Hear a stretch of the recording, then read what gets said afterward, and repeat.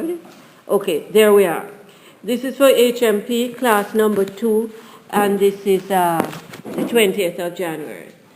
We started out talking about motivation and communication. I think we all agree by now that communication is one of life's most important elements. In other words, when we lock up people in what's it called? By themselves. Isolation, solitary confinement. The Americans say that, is it after 21 days or something, people should not be left alone by themselves in solitary, that becomes cruel and unusual punishment. Why? Some people can't stand being by themselves, yes, and with themselves for obvious reasons.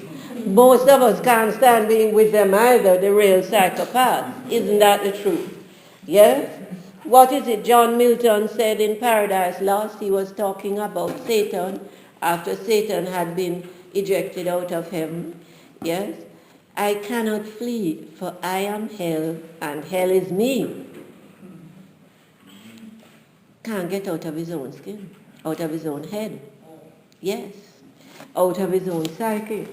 Now, it's an interesting thought, isn't it? Because, of course, in solitary, we can't communicate with others. Yes? Some psychologists tell us, of course, that one of the reasons why women in particular, or insecure people, but they were talking about women in this case, keep looking in the mirror or looking at themselves wherever they pass, a glass window somewhere, etc., shop window, is that it's not that the women are vain, it's that they're so insecure they need to keep validating themselves by seeing duplicates of themselves in the mirror. An interesting thought. Now, of course, with solitary, you don't get that kind of validation. But is it true that when we talk to other people and get responses, even if they don't agree with us, even if they want us to shut up, yes, and some people will tell us, please, please, spare us, shut up, no, stop, yes? Just the fact that we're getting a reaction, yes, is some form of validation of the fact that we exist. And we've seen all of these science fiction movies that show us that these creatures from outer space are going to come and take over the earth, and they're going to take over our bodies, and so on and so on and so on. And why are these movies so popular? Because they have a ring of truth. These are fears that we've all had. That in actual fact, there are beings, there's a universe much bigger than ours, and there are beings that are greater than we are, that will completely wipe out our existence. Now, when we communicate with others and we get feedback, we get something back, of course, what happens? It validates the fact that we exist. We've been here, yes? So, Ms. Raquel, you talked about morale and validation and self-esteem. Morale, M-O-R-A-L-E. In other words, that's the level, our emotional level in the workplace. Self-esteem or respect for ourselves, yes? And of course, these are related to positive motivation. Is that one of the reasons why we come to a communication class? But Raquel, we don't get paid for these things. We don't get paid cash for them. So why are they so important? Good question.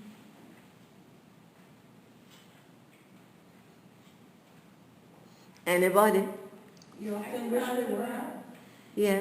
It's not about receiving cash value for it. You see, what you learn and develop for yourself, no one can take that away from you. So anywhere you go, you're going to use those skills. Thank you. This is what this man who wrote this book that I felt changed my whole attitude towards work and myself in the workplace and myself generally. A book called Working with Emotional Intelligence, yes?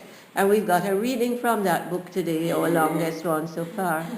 he talks about this idea that in actual fact we have portable skills, that in today's world we don't just think of ourselves in one job forever. We have what he calls portable skills. Portable, we can carry them with us. You also spoke of it in your Miss name? Natasha. Miss Tasha. Natasha. Natasha, yes. Thank you. You spoke of it also with pride, that the education and training we give ourselves, the things we learn, that we don't get paid to learn, are things that become assets for us that nobody can steal from us. They can steal the watch and the car and so on and so forth, but they can't take this away. And is that part of the validation process then, Raquel, that you were talking about? Yes? Now, sorry? Accreditation. Accreditation is the academic recognition. But is there a personal side to all of this? Sure. Of course there is. In other words, we ourselves feel stronger. We validate our own existence when we actually, because otherwise existence, life can just become a journey from the cradle to the grave. We know we are going to die. That much we know. Yes? Whatever else we don't know, that much we know. Now, life can simply become this boring journey from the cradle to the grave unless we ourselves give a meaning to it. And this is what we call validation as well. Now, learning, training, education can validate us in the eyes of society. It may or may not get us the promotions, and the promotions may or may not end up to be what we want. Yes? In fact, some promotions we may wish we never got. Yes, indeed, yes. Okay. But the truth is that whether or not we get society's recognition for the time, the sacrifices we make to continue our training, do we feel that we have validated ourselves in some way? Yes, this is the truth. You said validation, morale, and what else? Self-esteem. Recognition. Recognition is society's, the workplace's recognition. Yes? We may never get that. Yes? We may never get the promotions, or if we get the promotions, we may be sorry we got them. Yes? And then, of course, if we're working just for money, we'll never be satisfied because the cost of living will always be several steps ahead of us. So the hard work we put in training and education is more about what? Self-esteem and recognition. Yes? Okay. And this, we can learn a lot from the athletes at the Olympics, can't we? They keep practicing. They break bones, they go into therapy, they come back again. I don't know if you remember a couple years ago at the Olympics when this Chinese couple won the dance. I don't know if you watched the ice skating competitions, the individual ones and the partners, the ones for partners. They dance on ice skates. They make it look so easy. If you've ever tried to stand up on ice skates, you'll understand it's not. And this was this Chinese couple. I remember I was struck by them because the man had broken his leg in several places a few years before, and he had not been able to skate for more than a year. And the woman, of course, had helped him through that time. And they won hands down. These people were just unbelievable. And I think the man stood up and cried. And the woman had tears in her eyes too. what is it we learn from such people and their stories? How hard work can give validation. Of course, the eyes of the world were upon them. They had the external validation, the recognition. Yes? But had they gained something in their own eyes? Yes or no? Obviously, probably at some stage that man had wondered if he'd ever walk again, much less skate again, much less dance on ice again. Exactly. So is life then this series of challenges? Yes? Okay. Let us then see this course in that light. In other words, we're looking at ourselves as people in a constant state of training. Yes? And the training is not just for a job or a promotion. The training is about what? Life. Because is it true that some of the same skills that we gain from the discipline of doing homework when we're tired, coming to class when we'd rather go home and rest, these are disciplines that actually what? Make us able to face others of life's challenges better. Some of us who have had bad experiences in our youth, maybe a terrible first marriage, we barely got out of that in one piece. And instead of being angry when we look back, we can say, well, use it as a learning experience. And say to yourself, well, if I survive that, I can cope with it. In other words, it's part of the value of difficult experiences in life, painful experiences in life, challenges, that they reassure us that if we got over that, we can get over this one here, whatever this other challenge is. Okay. You people work in an environment that is emotionally challenging, among other things.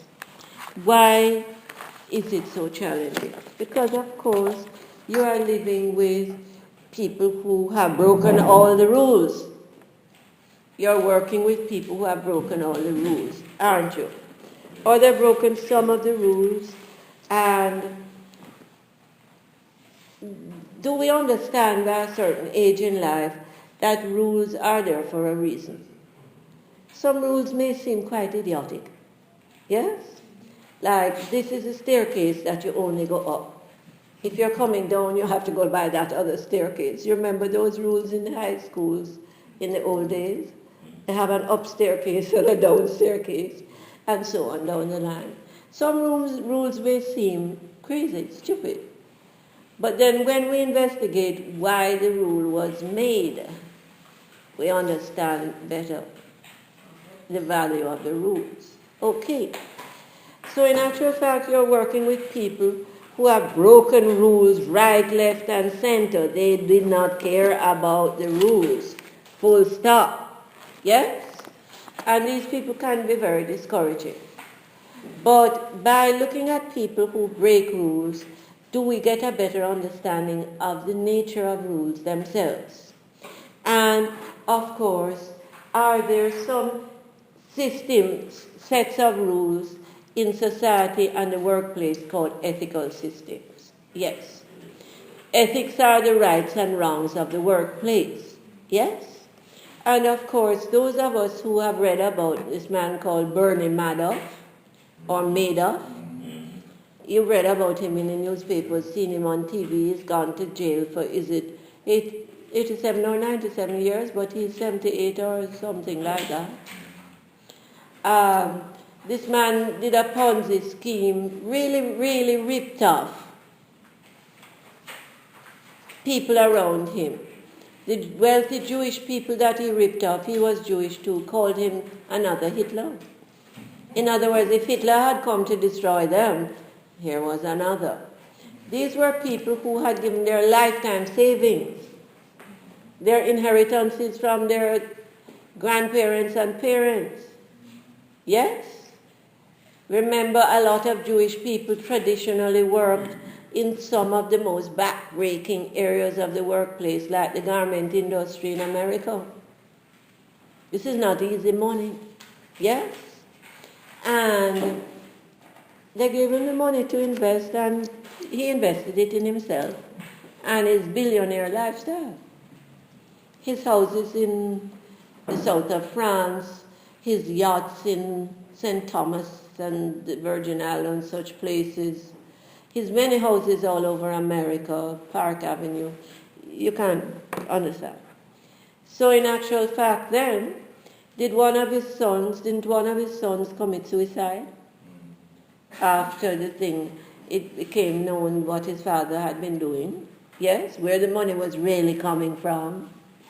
Okay, now obviously a total breakdown of not just workplace ethics, yes, and the laws of the economy, the American economy, but a breakdown of a sense of what?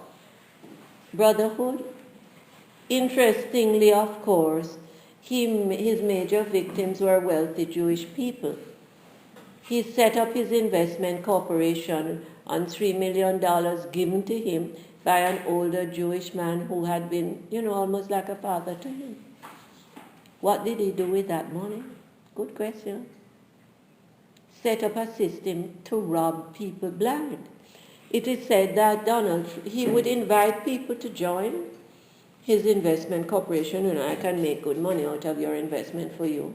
It is said that when he was playing golf at Donald Trump's elite resort in Florida, Mar-a-Lago, he invited Trump to become one of his clients, and Trump said no. And afterwards, when Trump was interviewed as to why, he said he watched him playing golf and he never lost. And everybody has to lose some time, even Tiger Woods. So he felt that this man was a thief. He was right. He was right. Yeah. And you read about Enron, one of the biggest breakdowns of an American stock market institution that ever happened. It said that the American government will spend forever paying back shareholders. Yes?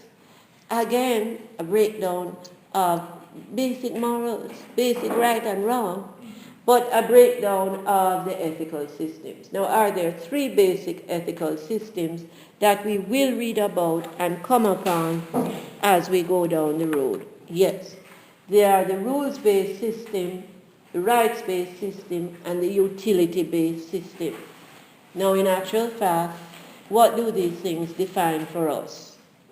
The rules-based system says if something breaks the rules of the given corporation, institution, or environment, it is unethical. Full stop. Now, the rules-based system, of course, is very clear-cut, and the rules are there in black and white for us. But the truth is, and you people see this all the time in your careers, that there are some rules that are unwritten rules. They're not written, but in actual fact, they're just as important, yes, as the written rules. But generally speaking, the rules-based system appeals or is linked with an authoritarian management style. In other words, authoritarian means based on power and the use of power. The authoritarian system basically says my way or no way, my way or the highway. The authoritarian system uses the rules-based ethical system as well. It's a style of management. In your management courses, you'll hear about it. And we've lived with authoritarian systems. In actual fact, are you working in an environment in which the authoritarian system and the rules-based ethical system are basically the bread and butter systems that operate? Now, the authoritarian system may annoy some people, but is it also necessary in cases where where you have to have absolute predictability, absolute dependability, and control? Is the authoritarian system also necessary and very necessary in cases where there's a lot of danger? Emergencies, big fires, all kinds of crises, where you need a clear statement of what must be done and what must not be done and when. And the authoritarian management style then often hooks up with the rules-based ethical system. Now, of course, the textbooks tell us that the authoritarian management style works best in emergency situations and with what they call immature workers. Not immature age-wise, but often inexperienced workers. The more experienced the workers become, the more mature they become, and the more they are able to make their own moral and ethical and practical judgments, is the less well the authoritarian style will work. Why? Because, of course, these people say to you, well, okay, you have a set of rules, but the rules don't cover all the human situations that I come upon. Yes or no? So do we have another set of rules, another set of ethical systems? This is called the rights-based ethical system. Now, what does the rights-based system do? The rights-based system says that in actual fact, an act or a decision is ethical or right or acceptable, yes, if it honors and respects the human rights of the majority of the people involved in the particular context or situation. That is your right-based ethical system. Yes? And of course, does the rights-based system often invoke what is seen to be as one of the most powerful and thoughtful documents on human rights, the American Constitution? Yes? And the rights-based system, in other words, says that all human beings, by virtue of being human, by being body, mind, and soul, have certain rights that are inalienable. They should not be taken away from them unless under most extreme circumstances. Now, say for instance, after the 9/11 bombing, did the Americans' right to privacy get suspended? For obvious reasons. After the bombing of the Boston Marathon recently, were we again shocked at the fact that people's human rights were just being destroyed?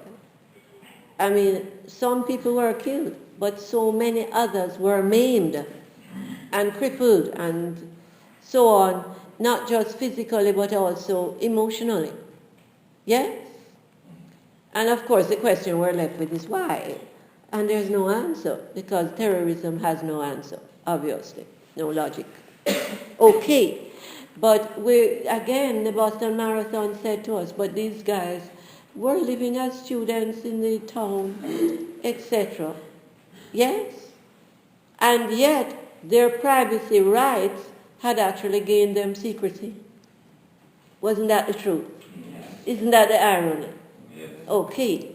So then, the rights-based ethical system is a powerful one, morally speaking, but does it take maturity and charity and self-responsibility? In other words, we have to recognize that where our rights end, somebody else's rights begin. Exactly. You understand why it demands maturity. And of course, does it work well along with another system of management, the democratic management style? Now, this management style, the democratic management style, of course, is one that, like the rights-based system that goes along with it, demands maturity. In other words, one of the criticisms of the democratic style is that it takes too long to make decisions because it welcomes input from many different factors. The defense of the system is, yes, it may take more time, but actually when it makes decisions, these decisions are more workable for all situations and parties involved.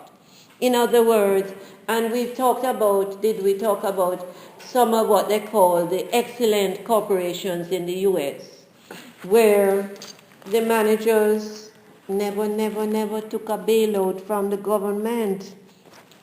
They never went broke. They never had strikes. Why? Democratic system. Why? They involved all parties. What was it one guy said? What one guy was famous for doing? He would go down to the garage, the ground level of the huge main office, where all the truck drivers would come in off the road.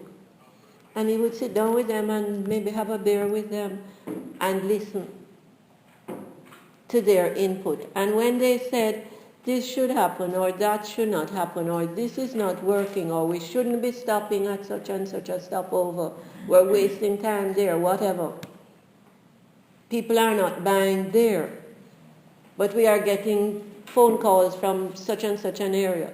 In other words, it's called the bottom-up communication. That the bottom-up communication actually can increase sales, improve service, and improve profits. But the bottom-up communication goes along with the democratic management style and its second cousin, the rights-based ethical system. But what? It takes time and patience. Time and patience, and sometimes we don't have time before we make enough decisions that are needed. Sometimes we run out of patience too. We would just like everybody to just shut up and listen and behave themselves, or we'll put them in the corner for a timeout. Isn't that the truth? Yes, that sometimes demands of a workplace can be sufficiently stressful that we actually do not have time to entertain our views. Isn't that the problem? Yes. And then, of course, there's the utility-based ethical system, which is the most freewheeling and maybe the most dangerous of the lot. The utility-based system says something is ethical if it is of utility to the vast majority of people in a given situation. Now, of course, it may be most of great utility, for instance, to me and my people, yes? It may be of greatest utility, for instance, to the people in South Africa to copy the recipes for the anti-AIDS drugs, yes? Instead of buying the drugs to imitate them. Because they were having this terrible and still are AIDS crisis, yes? But of course, the people who make the drugs and fund the research for the drugs say, we put the money into the research. We deserve the profits. In other words, it may be a means by which people let the ends justify the means. Now, the utility-based system often uses a management style. It's often linked with this one, the laissez-faire style, which says, live and let live. From the French saying, allowed to do, literally. Okay, obviously, This one can lead to quick decisions when needed, but it can lead to confusion when clear direction is needed. Okay. Now, of course, are all of these going to influence the type of communication that happens within our workplace? Of course. In other words, if you're in an authoritarian type of workplace, are you going to be influenced by how the decision makers communicate? And of course, the decision makers may be what we call directors. In other words, you have a handout called the 4 styles. Yes. Okay. The director style of communication, it's a handout called the 4 styles. The 4 communication styles. Is it very, very important to recognize the style of communication of the people who are communicating with us and to whom we must listen for our own good? Yes or no? Of course. Is listening a survival skill? Listening not just with our ears, but with our minds and sometimes with our hearts. Yes or no? Yes. Okay. Now, of course, we say that all of these things are linked up together. What is the director style? The director says, I have come down from the mountainside with Abram and Martin and so on. And I have the word for you. And you are all going to shut up and listen and do what I say. Is that basically the director's style? Yes. We're not interested in bottom-up communication. We're interested in top-down communication. We brought you the word. Okay. Then, of course, the rights-based ethical system, the democratic management style, will tend to use a completely different style of communication.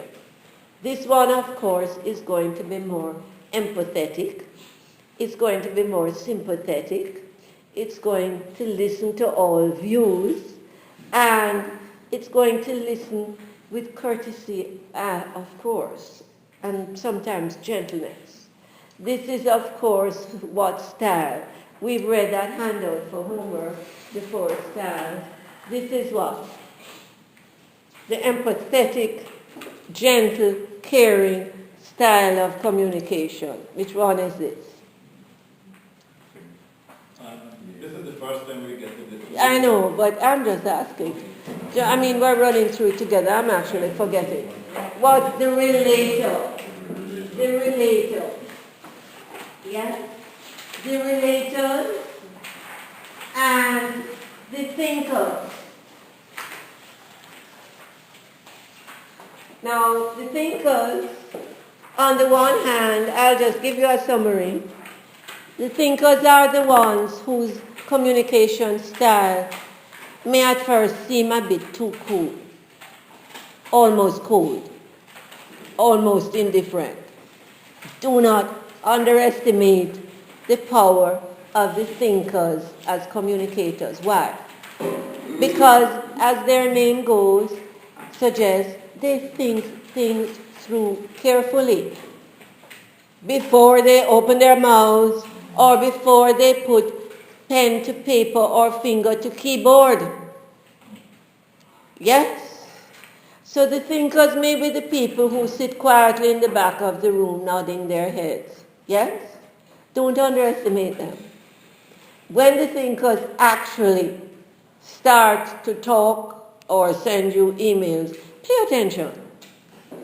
Yes? They have something very useful to communicate. Then, along with the thinkers in your democratic management system or style, will come, of course, the relators. The relators say, I care. I'm listening to you. Yes? I'm paying attention to you. I'm listening to what you say as well as what you don't say.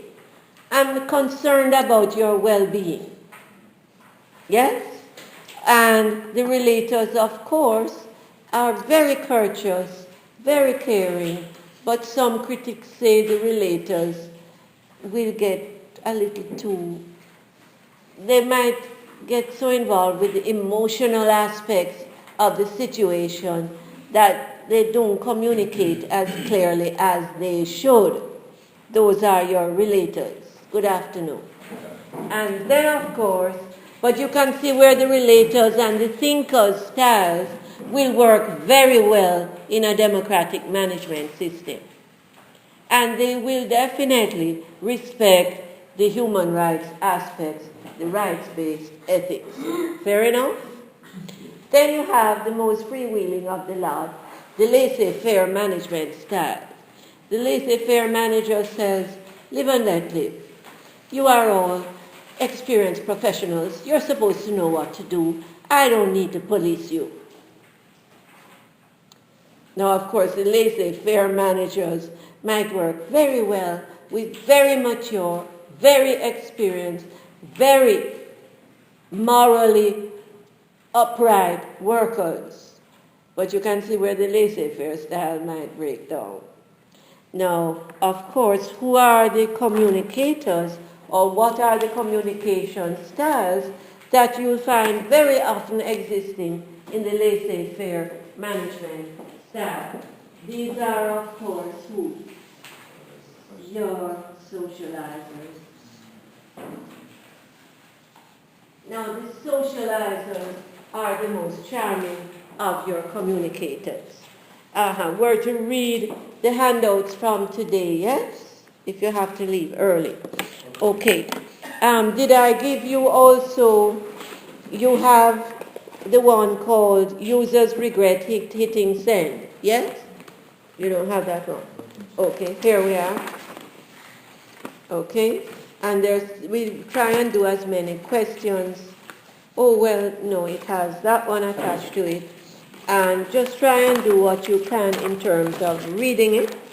Yeah, paying attention to the paragraph structure. We're going to break it down and look at paragraph structure after this.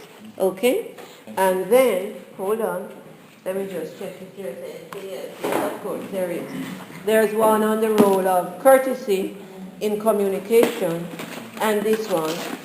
And we're going to answer as many of the questions on it as you can. Okay? This one. On this one.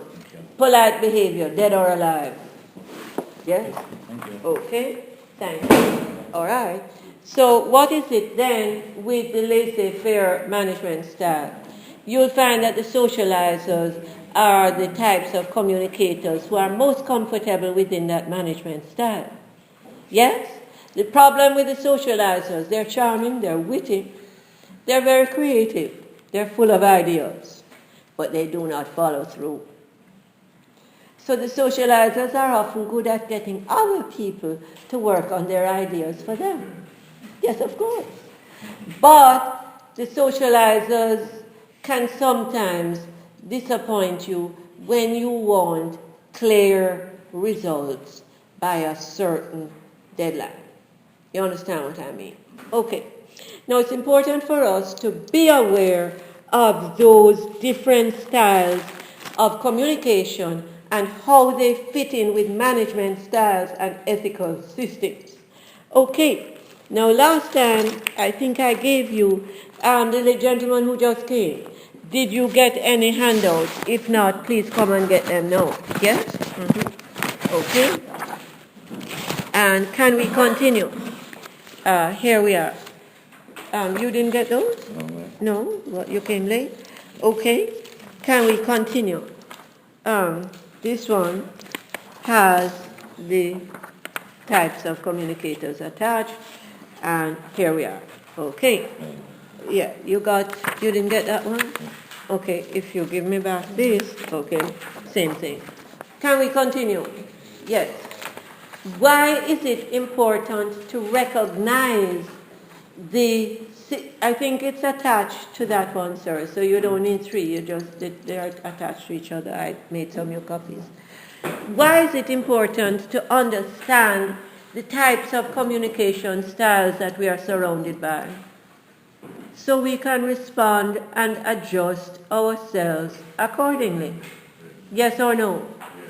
Is there such a thing also called an organizational culture, which affects communication styles again? Yes, of course. And are there 4 main organizational cultures that we wish to be aware of?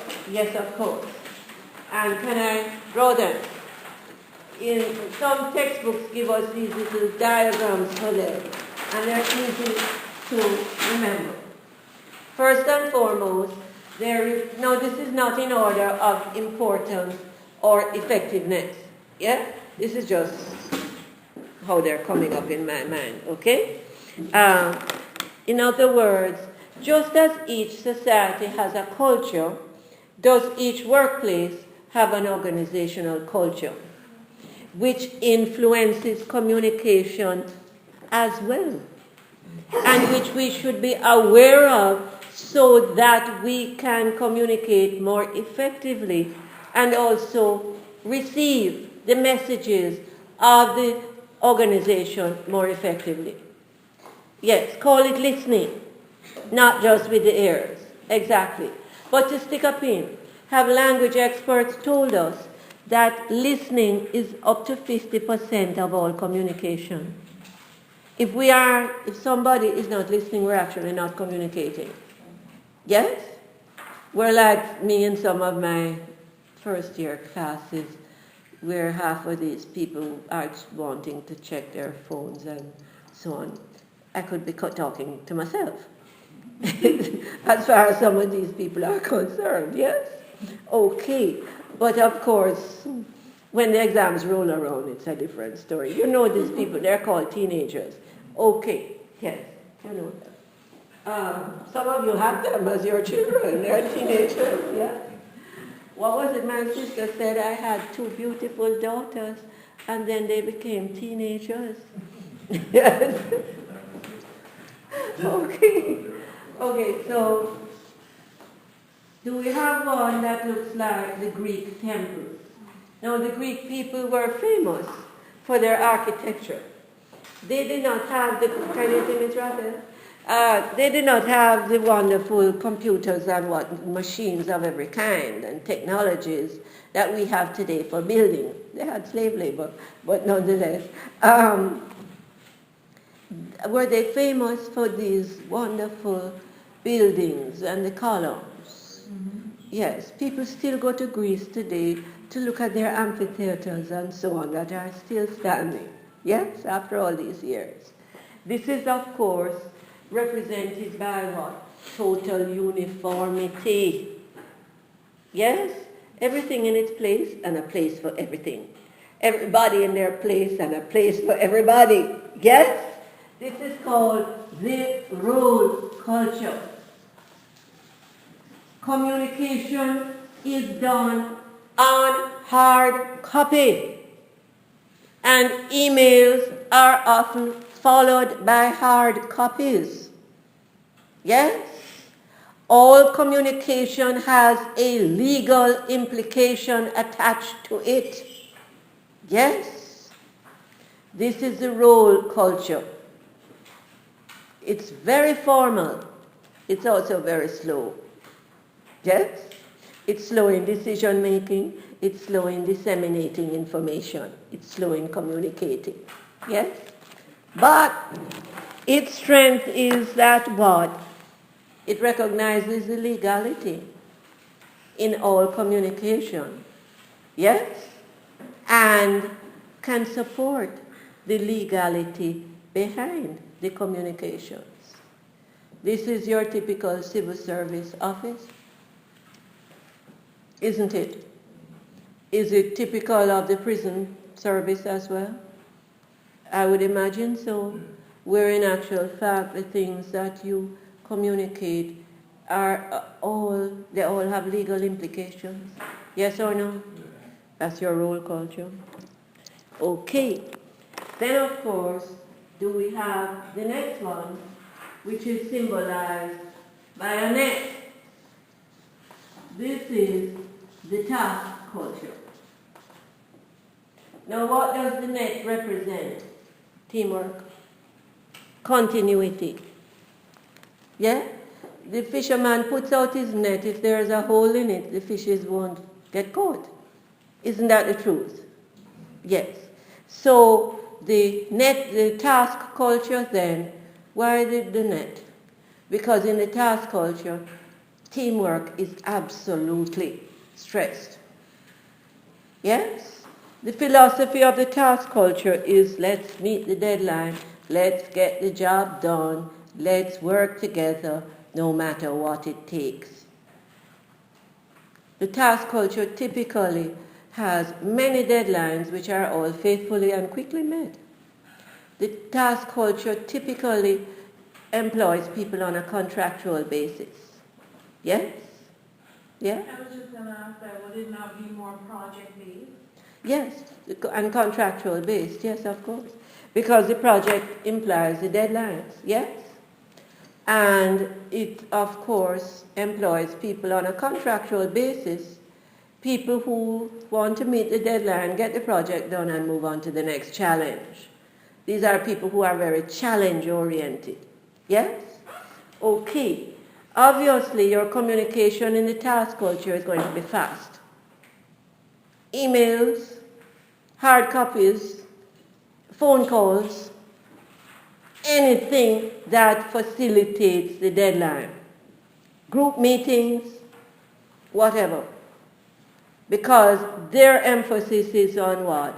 As you said, it's project orientated. It's on getting the job done, meeting the deadline, and moving on. Then, of course, can you think of any areas in the workplace where the task culture is going to be strong?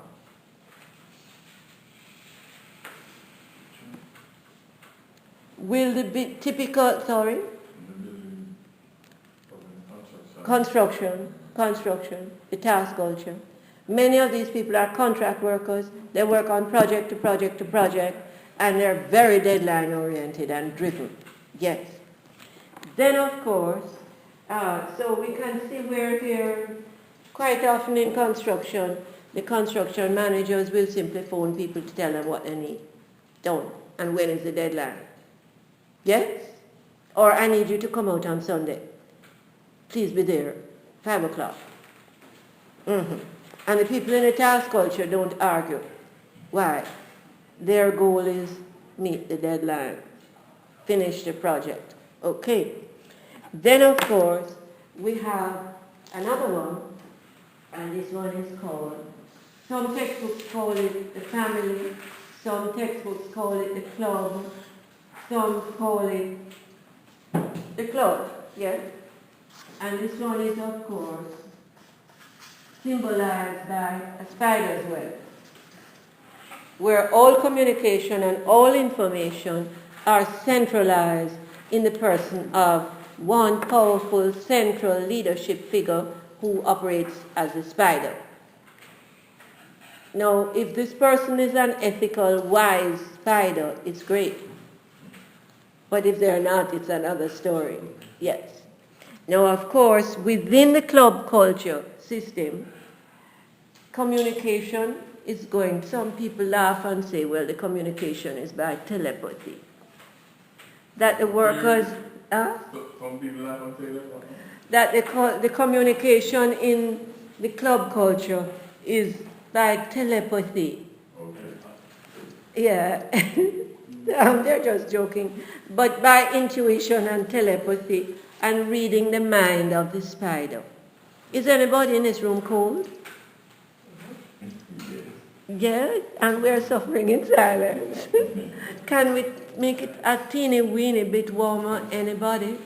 Please? My students have this tendency to suffer in silence. I don't know why. Yes? And then you walk away wondering why your chest is congested. Okay. You've been sitting in a courtroom for too long. Okay.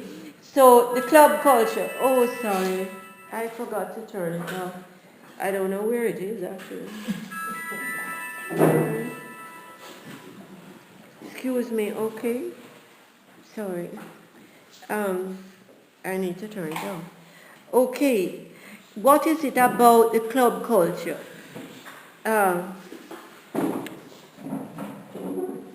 Is information power? Can information be used as a form of power? Absolutely. Exactly. When we hold on to information and we do not communicate it, are we on what the Americans call a power high or a power trip? Yes or no? Yes. So quite often then, in the club culture, the information is very much centralized in the person or the hands of a central, powerful leadership figure, and perhaps only his or her select people around him or her. You can see where the communication breakdowns in such a situation will exist or result. Because everybody is not good at telepathy or intuition. Isn't that the truth? We can't all read the other people's minds. Mhm. Of course not. And then, do we have the last one, where in actual fact it's called what? The person culture. Some people call it the personality culture. And this is symbolized by what? A constellation, as in the universe, you know? Constellation of stars. This is the person culture. And in this one, of course, you employ people who have, excuse me, they are experienced, highly experienced workers who work usually on a contractual basis. Yes? They're highly skilled people who work on contracts only. Yes? And they usually communicate through their expensive cell phones, or their even more expensive lawyers, or their very expensive PR specialists, public relations specialists. You find that this kind of culture operates where? In the advertising industry quite often, in the music industry, in the film industry, and sometimes even in the hotel system. Yes? But of course the hotel system, for obvious reasons, is going to also use the task culture, where there's immense teamwork. Okay. But the person culture now, the communication is very loose depending on the situation. Yes? Okay. Now we're obviously aware then, and you can read more of this if you go to these wonderful people called Google or your management textbooks, where you see, now is it true that you have the possibility for more than one of these types of cultures to exist in a single organization? Can a single organization, for instance, combine the task culture with, for instance, the club culture or the role culture? Yes or no? Yes. Can a single individual also combine the styles, for instance, of the relator and maybe also the thinker?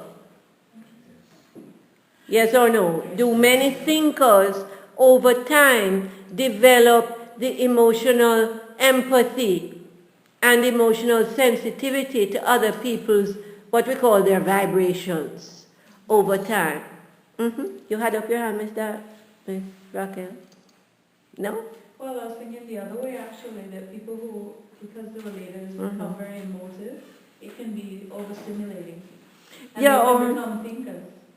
it can actually become, yes, they can, as we said earlier, they can sometimes mix up the emotions with the actual message. The actual message can be lost in all of this feel-good stuff, you know. But can we see where, in other words, we can learn how to develop some of these elements for our own communication skills? Yes, of course. Okay. Then we need to recognize the organizational culture and its particular style of communicating. Say, for instance, you go to a job first which is dominated by the role culture, very formal. Everything written down in black and white. And you have staff meetings where people come and simply announce things. And you are new in this job, and you, because in your last job you were dealing with a lot of relators.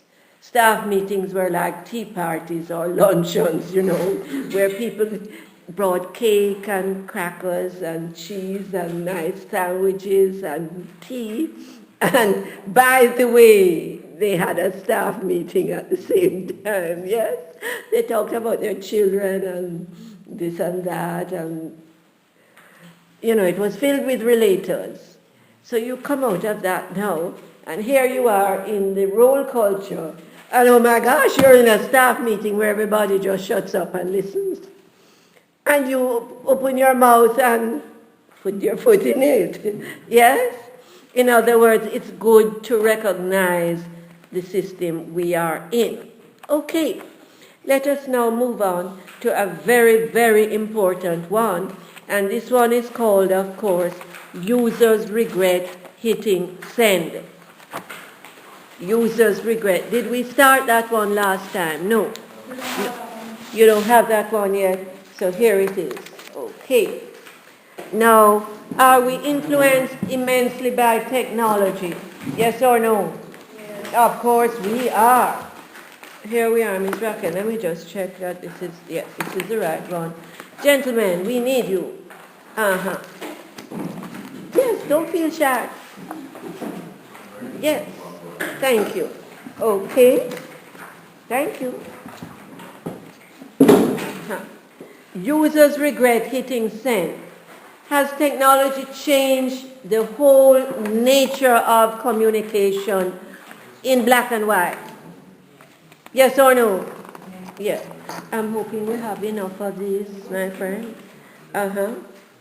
This is polite behavior, dead or alive. You'll find that some of the paragraphs in this one actually are blurry, but it doesn't really matter, okay? This is polite behavior, dead or alive.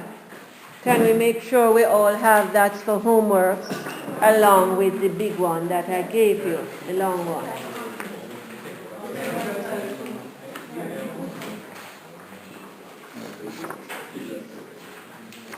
Okay. Do we all have users regret hitting send? Yes or no? Do we all have polite behavior, dead or alive? Do we need any more of that? How many more? Who does not have polite behavior? Ouch. Ms. Raquel, can you go next door and make some copies of that one for me? Okay. Uh-huh. He had some more here for us right there. Uh-huh. How many people need polite behavior, dead or alive? Uh-huh. Sorry, that's a mistake there. Yeah. Okay. Can we begin? If you need polite behavior, dead or alive, please tell Miss Raquel. Raquel? Raquel. Have you gone? You gone? Okay, because I need one too. Okay. Can we continue? Yes or no? Yes. Now, what am I looking for when are we ready again, folks? Yes. Users regret hitting send. Does technology affect our communication vastly? Yes, of course. Do not press that send button in too much of a hurry. One of our golden rules from our last course was never communicate, never send anything you have written when you are upset or angry. Never. Does anybody have Miss Raquel's phone number? But she wouldn't have the phone with her. Okay, well, we'll worry about that later. All right. How many of us have actually pressed the send button and been sorry afterwards? Okay, who is our volunteer reader? Uh-huh. Yeah, please then. Users regret hitting send. Now remember that once you have sent it, it's out there in the universe. It is also usable as a legal document. Yes or no? Oh, yes. So be very, very careful before you press that button. How many more copies are there, you Of the polite behavior. know? How many of us needed polite behavior, dead or alive? Can you ask her if she will do at least 5 for me? Thank you. Okay. Who is, you're going to read for us, Eve Rose? Please, dear. Yes, let's begin. Which part do you want me to use? Infinite user? Yes. Okay, now, before we go any further, sorry, Eve Rose, before you begin, do we have a handout called paragraph structure or something like that? Yes. Yes. And it talks about the building blocks of the written page. Good writers, and we want to be good writers, will use certain building blocks the way good construction people, good builders, good architects will use certain ingredients. And these are, what are they? Classic paragraph structure. Have we found that? Yes or no? Yes. Uh-huh. Okay. Can you hold it up for me, please, dear? Yes. It's on the front. And do we also have, perhaps in that handout, a diagram of it? Is there actually a diagram? No. A diagram in black and white. Yes. Which one is that one attached to, my friend? Classic paragraph structure. It's in the middle. Hold it up. We don't have it in yours. Yeah. You don't have that handout? It's about 5 people together. Is it the one? Yes. Uh-huh. Don't we have it? Reading and writing skills? Yes.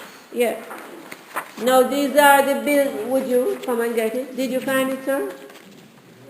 Are these the building blocks of the written page? Yes or no? They are. They are. Uh-huh. And are these types of sentences we must use? And are these types of sentences we look for when we are reading? Do you need one, sir? Are we looking this way? Please. Okay. Now, in actual fact, what is it that we notice? We notice thesis statement, topic sentence. And on the front of that booklet, does it actually tell us what a thesis statement is? A thesis statement is a special sentence which is in some way argumentative, aggressive, opinion-based, perhaps even persuasive, maybe even aggressive, which spotlights, nails down whatever are the main ideas of the entire piece of writing that you want the reader to get. The bank manager is sending an important legal memo which says, although Mrs. Smith has been one of our best customers for the last 3 years, she is now 4 months overdue on her mortgage. Please address this politely but firmly with Mrs. Smith. Is the bank manager telling you in an argumentative way what the problem is and what he wants or she wants you to do? Yes. Is that your typical thesis statement? It is argumentative or persuasive in some way, but it spotlights whatever is the main point that the manager wants me, that one is for me there. Thank you. Yes. Thank you. I need a copy. Thank you. Okay. Thank you. So there we are.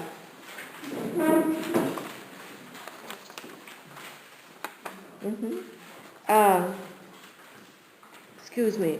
On the one on polite behavior, is there a page with question 4 on it, or did I lose track of my arithmetic? No.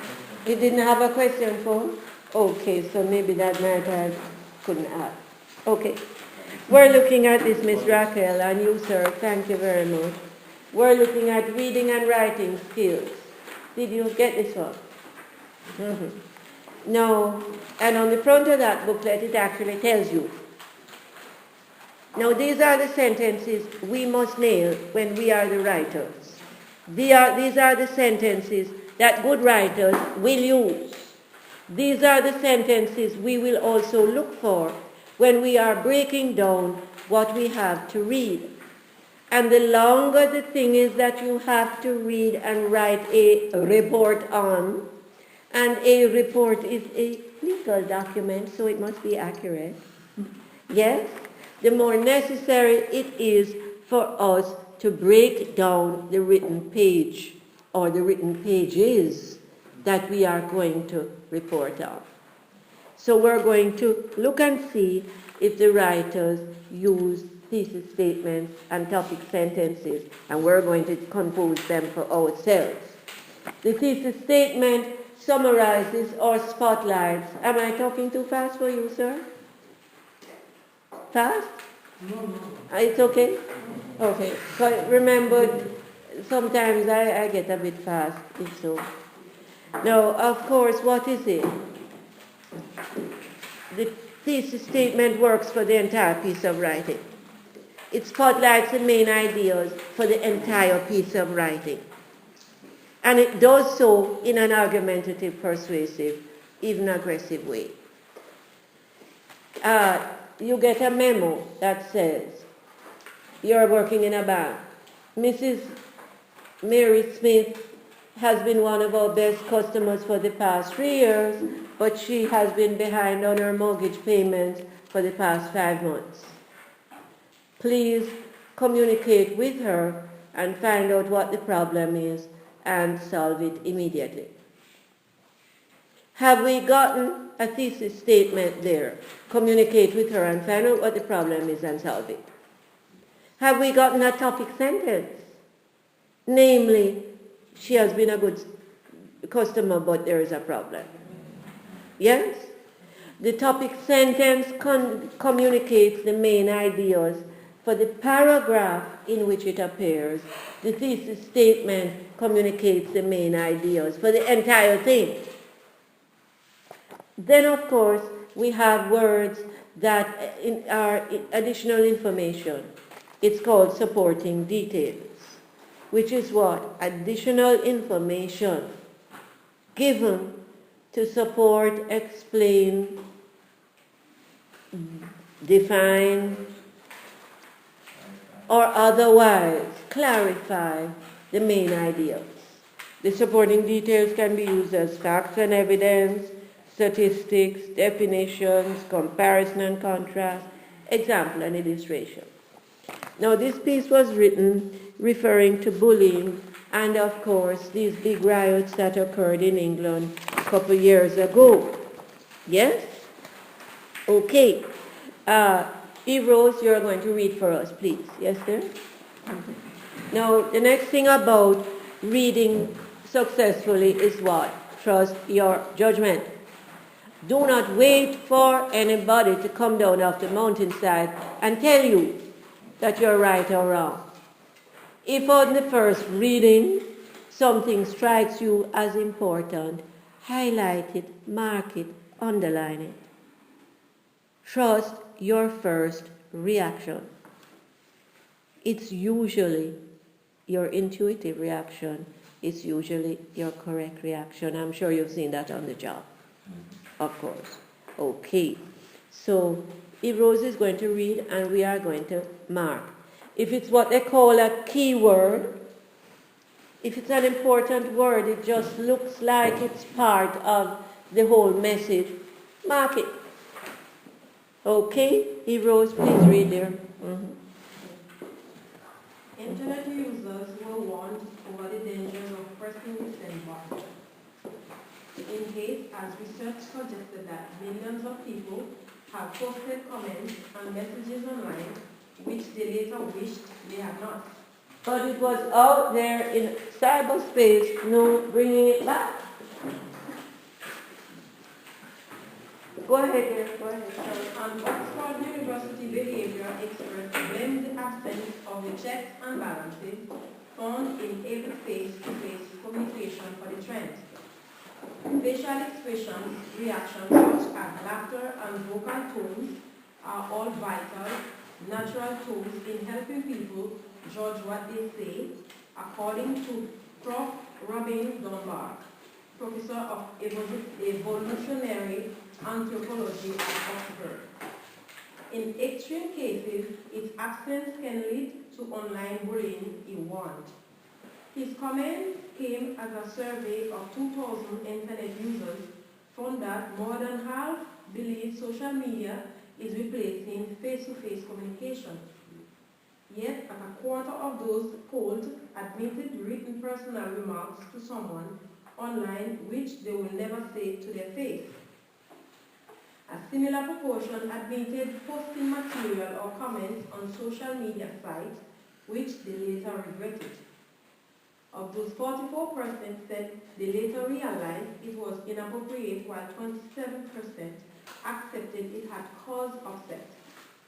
But 1 in 5 admitted that they rarely or never stop to check what they have written before clicking send. Wow! Men showed less caution than women, with less than a third stopping to check, compared with 4 out of 10 among female respondents. The findings were contained in a report about internet behavior carried out for the Holocaust Memorial Day Trust. The theme of this year's Commemoration Day, which is today, is Speak Up, Speak Out, urging people to combat hate speech and discrimination, including on the internet. The study showed that social media can often be a force for good. 4 out of 10 people said they had used sites such as Twitter or Facebook to speak up for causes they feel passionate about, and 44% convinced they had seen concrete changes as a result of things they had posted. Okay, so far, raise your hand if there's anything that you highlighted that you felt was important. Whether it was a thesis statement or a topic sentence, you can decide later. But if you felt it was important, even if you're not sure why, raise hands. Yes or no? Anybody? Natasha? Vanessa? Natasha? Vanessa? Natasha. Okay, I got it. Okay, Natasha, tell us what you highlighted, please, there.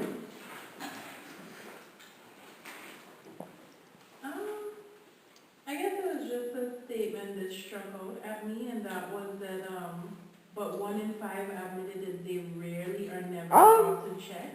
Shocking. Shocking. Anything else? You, sir? What's your name? Dave. Dave, tell us. Facial expressions, reactions such as laughter and vocal tones are all vital, natural tools in helping people judge what they say. Yeah. Is that a different way of looking at the communication process? In other words, the face-to-face thing, do we spend enough time looking at the responses of the people we talk to? Do we need to? Is this where the eye contact factor is important? Yes, you've heard mothers saying to children, and listen to me when I talk to you, look at me when I talk to you. Yes?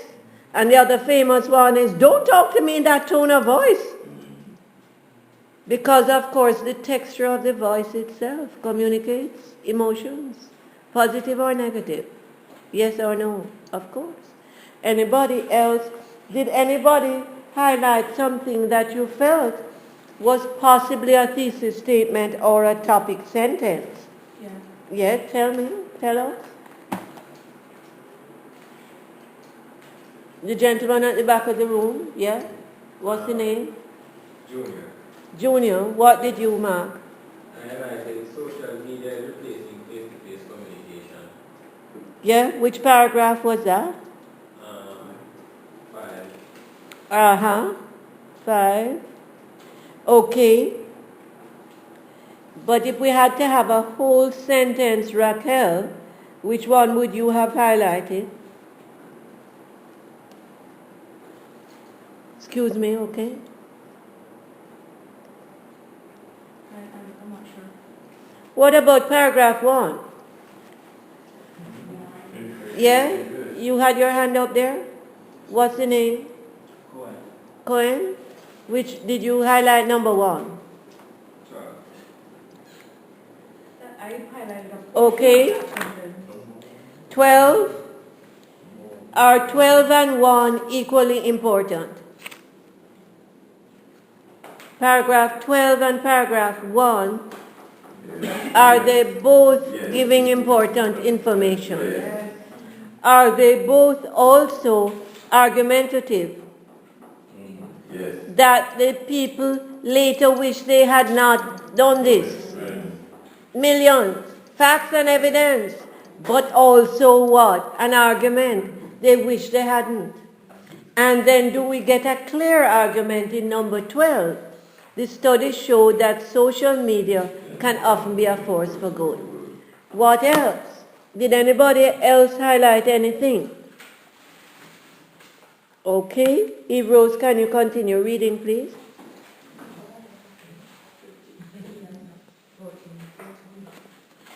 Roberto who analyzed the results for the Holocaust Memorial Day Trust said, it is important to remember that it is through experiencing face-to-face interactions that we learn many of the social skills needed to navigate our way through our complex social world. Our research has shown that people are more prone to saying something on social media that they later regret, because in these digital environments, we don't receive the immediate checks and balances that we get during face-to-face interaction. That's an interesting thought, isn't it? That when we've said something, maybe you make a joke and it's in poor taste, you don't consider it in poor taste, but maybe it's a joke about mothers and the person's mother just died and you don't know that. Their face will tell you. Yes. Exactly. So it's very, very important then. Is this something the relators are good at? The people who are called the relators, types of communicators. They're very good at picking up on people's vibrations and reactions, aren't they? Yes. Okay. Can we continue? They can therefore result in a careless or inappropriate tweet, or at worst, cyber blame. He added, there is something about seeing the white of people's eyes in interaction which gives you pause and prevents most of us, at least, from being very rude to people. There is something about the responsiveness of the other individual that we are very, very quick to pick up on. Oh, we should be. A study carried out for the Know the Net, Know the net. Know the Net Internet Awareness campaign last year showed that millions of people regularly risk breaking the law because of messages they had posted. In a string of court cases following last summer's riots, young people were jailed for inciting violence on the internet. In some cases, for comments which they took down themselves only a few hours later. is that what we call irony, contradiction. They themselves took down the messages just a few hours later, but had the damage already been done? Yes or no? Did we read recently or hear recently on the news that these terrorists somewhere in Russia had sent out, was it by email, about a warning about the upcoming Olympics in Russia? Come all tourists, we have a surprise or a welcome for you. Okay. I don't think they wanted to. Yeah, crazy. Okay, let me ask you some questions. We have some very short paragraphs. Do many of these paragraphs actually cover the same ground? Yes or no? True. Is one message we keep getting that people tend to do with internet, online communications, things that they would not do face to face? That's true. Do we also get a message over and over that says face-to-face communication actually gives some kinds of control systems, what they call checks and balances? Yes. Okay. Tell me, could some of these paragraphs happily have been put together as one longer paragraph? Yes? Could paragraphs 2 and 3 and 4 all have come together as one long paragraph? 2, 3, 4, and 5. Could those all have come together as one long paragraph, telling us about this professor's findings? Even paragraph 6 could also be added there. Could we have added paragraph 6, thank you, and could we have put 6 and 7 and 8 together? 6, 7, and 8, yes. Yeah? Can we see where paragraphs 2, 3, 4, and 5 could all have worked together quite happily as one long paragraph? Yes or no? Yes. Then could 6, 7, and 8 have worked together? Yes. Yes? Could 9 and 10 have worked together? Yes. Or 9 alone, because it's so dramatic on its own? I will put it with 10. But we could have put 9 and 10 together. To stick a pin, does this man have a bias or a prejudice against men when he tells us that the men showed less caution than the women? Yes. Is it a bias? No, it's a fact. Is that fact? Is he actually simply giving us a provable fact? Yes. Thank you. I don't think that is a fact. Is he trying It is a... Your number should be higher. is he trying to say that We have to deal back to the paragraph. Yes, thank you. is he trying to 1 say in that 5 is conservative. Men showed less caution than women. 4 out of 10 when you compare them with 4 out of 10 of the female respondents. Yes? Less than a third of the men stopped to check. If I hadn't read paragraph 3, I would say that there is no woman. You would have said, why would you assume? Paragraph 3. No, because it tells us something negative that a certain group admits they do. Does it mean it has a bias against that group? No.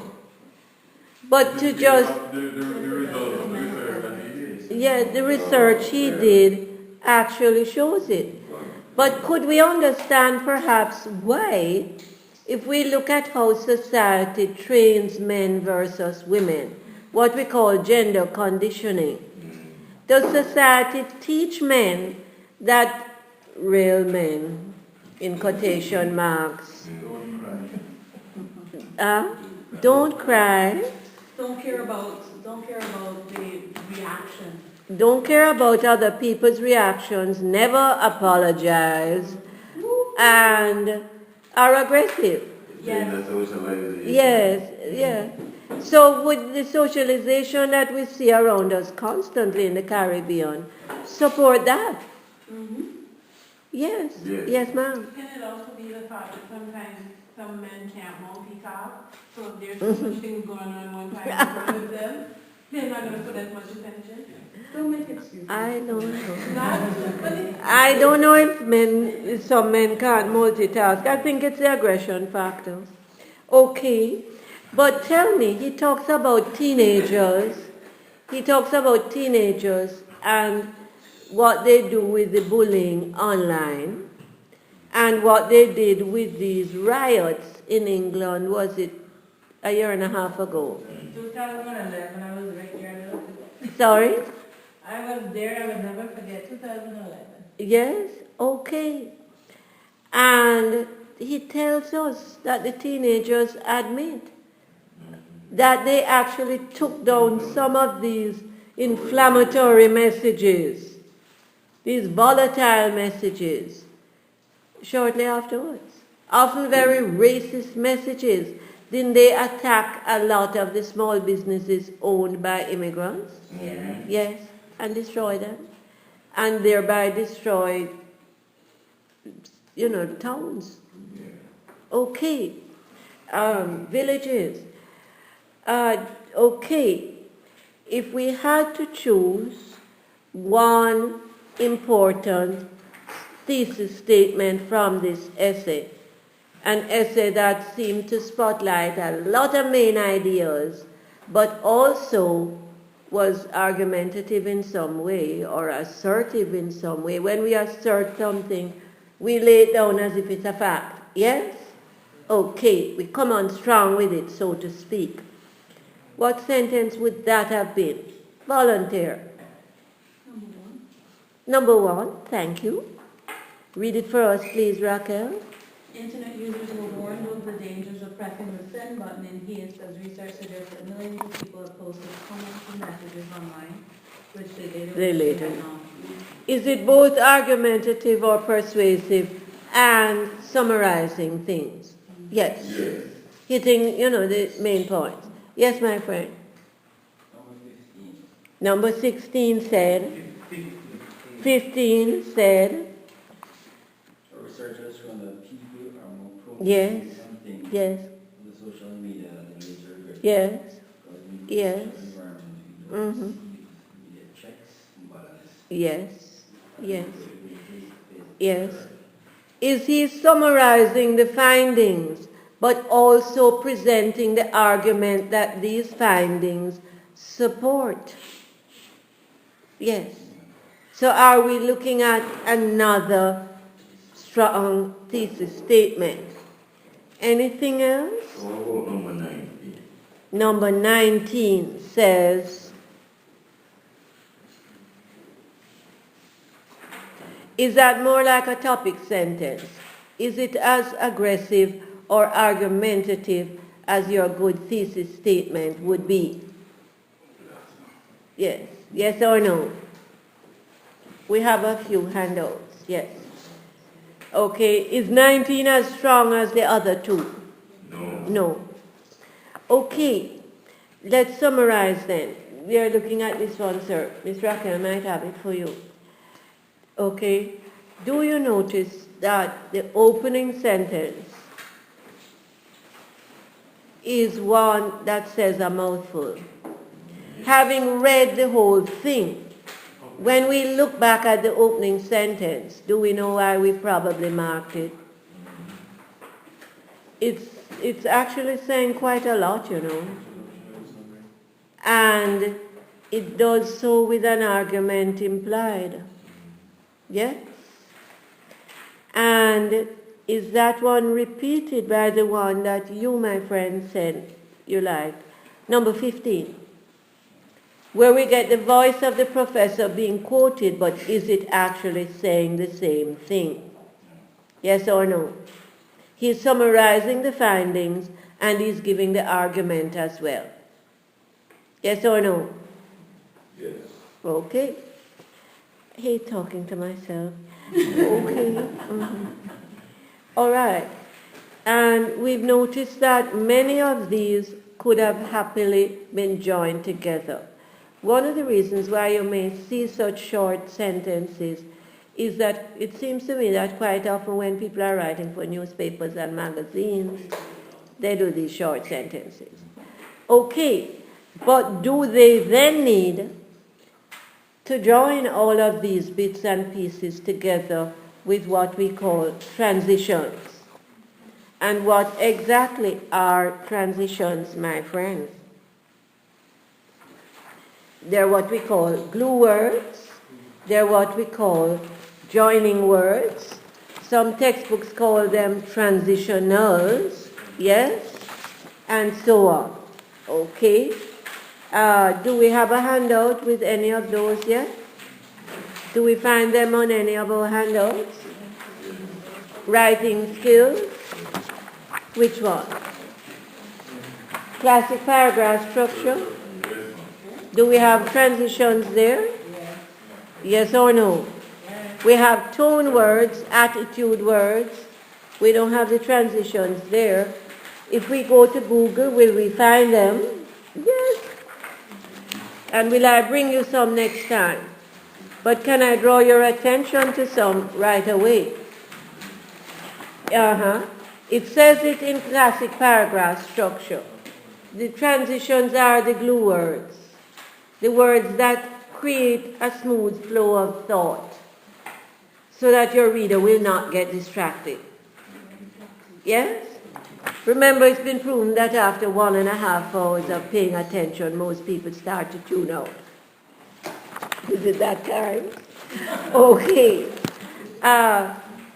Transitions, words like but, however, and, on the other hand, nonetheless. Maybe the transitions haven't come yet, I'll be bringing you some. Okay, but let me just point out some here on users regret hitting send. And or but we're used to. Yes? But can writers use more unusual transitions as well to continue to create this smooth flow of thought? Of course they can. When he has such, we know that he uses a lot of short sentences. Short sentences. And so every paragraph is technically a new thought. Would he have used as many transitions? Well, I think that the shorter your paragraphs and sentences are, the more you need to use the transitionals to avoid a jerky, jumpy effect. Let me show you some transitions. Okay, we have and in paragraph 1, and but, they're always there. We take them for granted. Yes? And in paragraph 2 as well, checks and balances. Yes? Then, of course, such as, laughter, etc. Paragraph 3. Yes?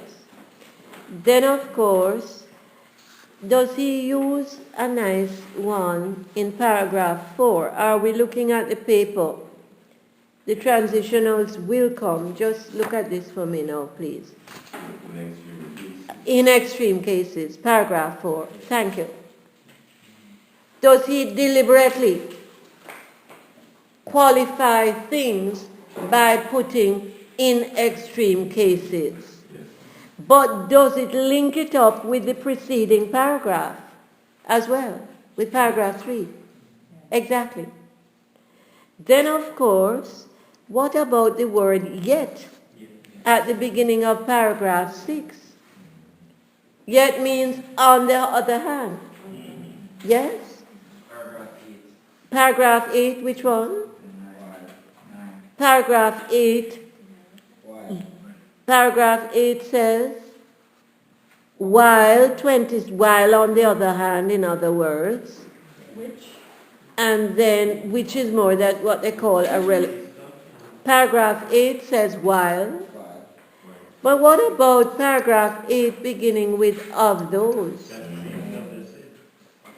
Of those, of which ones?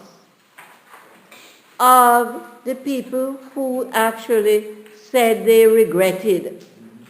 The those refers to paragraph 7. Yes or no? The people who regretted what they'd said. Is it a nice one that he creates for himself? Of those.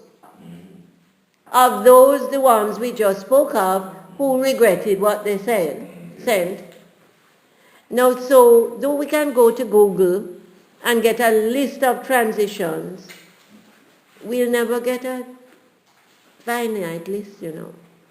Can different writers create their own transitions as connections of their ideas? Yes or no? Yes. Of course. Okay, don't pack up yet. But, paragraph 9, but, yes, okay. So are we looking at some important little words? They're often taken for granted, the transitions. They're like the housework. When they're done, they're in place, nobody notices. But when they're not in place, wow, confusion. Okay. Now, you don't have the questions attached. For some reason, with all the photocopying that we did, I do have them. Some of them do and some of them don't. how many people have the questions attached? Miss Raquel, I'm going to ask you if you will, please. For homework, can we, folks, pay attention?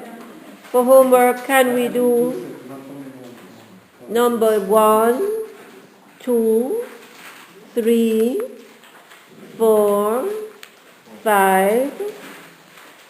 When we're looking at tones, are we looking at attitudes, feelings, emotions? Are you listening to me, folks? Don't back up. And attached to this, remember this booklet with that in it? Yeah? Reading and writing skills booklet. Do we have a list of tone words? Words that suggest emotions, feelings. Okay. So I want you to fill in the blanks on some of these. On users regret hitting send. I want you to do all the questions on page 1. Yes? Now, do you have to trust your judgment when it comes to judging the emotions of the writer? Yes or no? Yes, ma'am. We're getting some extra copies made right now. Miss Raquel is going to do it for us. Yes? All of page 1. Are you with me? Reading and writing skills? No, the questions attached to double check your content. You want me to do copy page 1, 2, and all the questions? Yes, please, Miss Raquel. Do you have them? Yes, ma'am. Okay, I'm marking them now. So,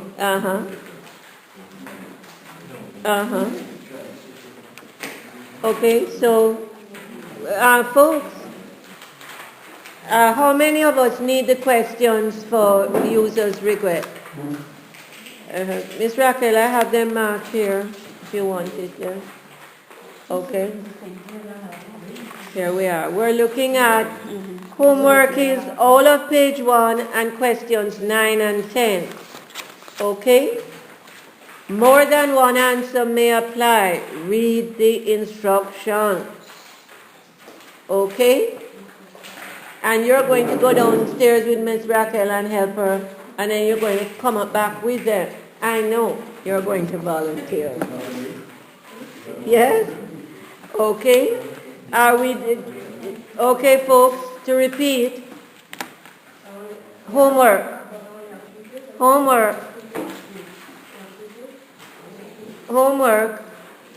We have pages. I asked Miss Raquel for 5. My friend in the green T-shirt, can you just go downstairs and ask her for 10? Yes, please. Okay, folks. Homework. Do we have in the reading and writing skills booklet? The booklet that had our paragraph structure stuff, the booklet that has this, does it have a list of words? They call them tone words. Yes or no? Yes. Can we use them for isolating, putting our fingers on what are the emotions the writer was communicating? Yes? What are the attitudes? But can we dream up some of our own, perhaps? Can we trust our own judgment too? Tell me something. If this writer had not been concerned about the whole impact of this careless pressing of the send button, would he have bothered to write any of this? No. Thank you. So of course he is, among other things, serious and concerned. Okay, so we're doing questions 1, 2, 3, and 4 of page 1, and Miss Raquel is bringing us them if we need them. And we're also doing questions 9 and 10 on page 2. These are still on the send button. Do I expect you to be able to do everything the first time around? Yes or no? No. No, thank you. But does that mean we're not going to do it? Thank you. Thank you. Thank you. Okay, so we're doing 9 and 10. And we're doing all of page 1.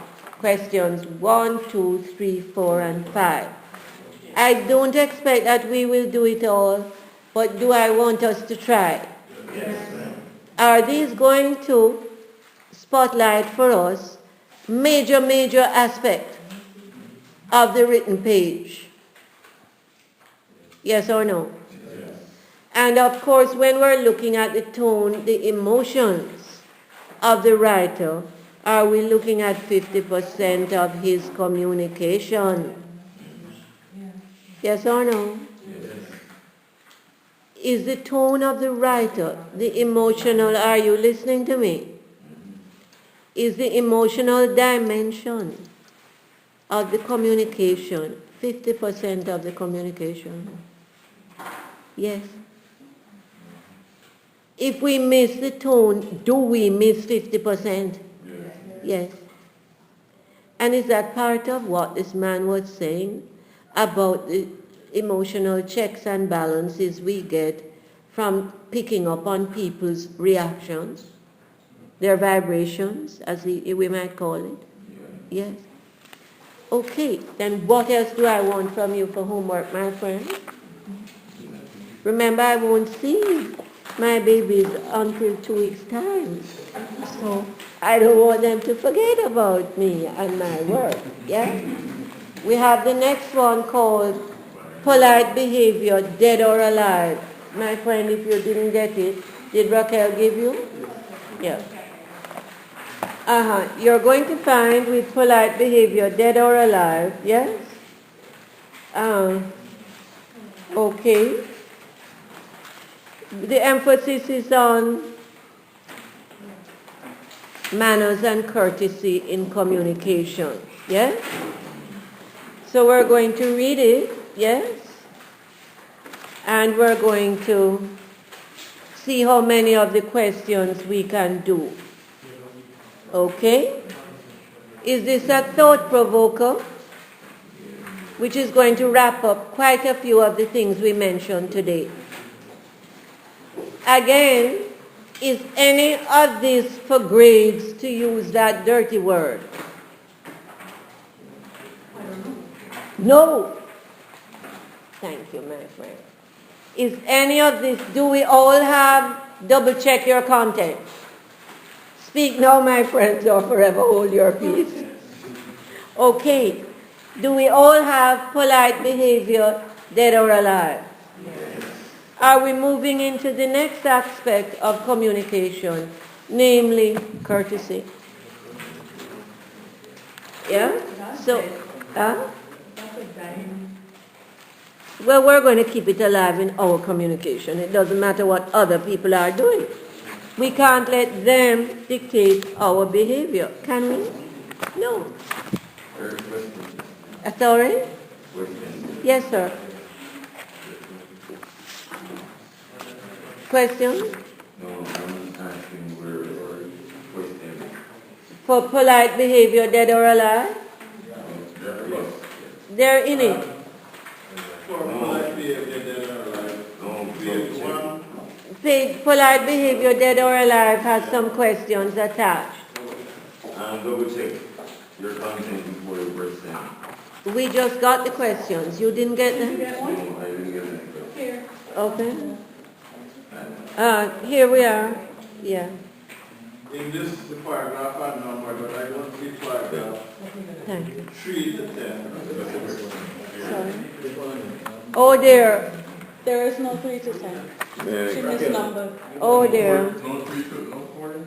No 4. She misnumbered. Okay, the problem is, oh, we've missed a page out in polite behavior, dead or alive. Ouch. Does anybody have, That's the one you asked me about earlier and we didn't.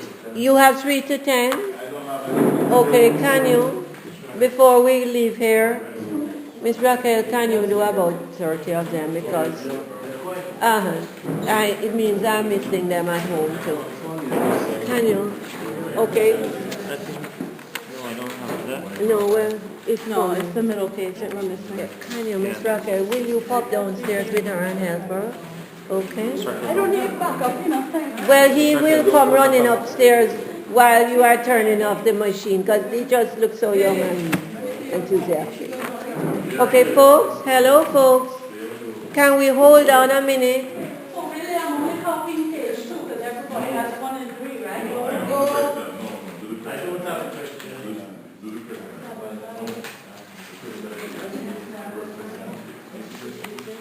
If you need the questions,